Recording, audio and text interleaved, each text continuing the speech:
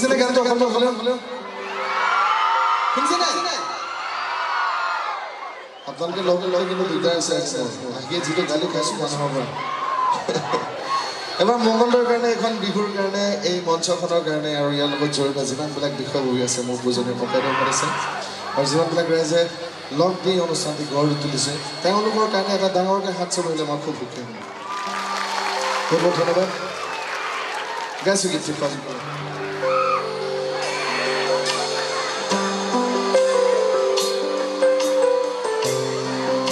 আমি য'তে অনুষ্ঠান কৰোঁ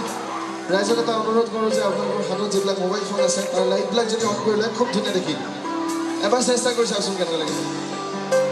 তেনেকৈ ধুনীয়া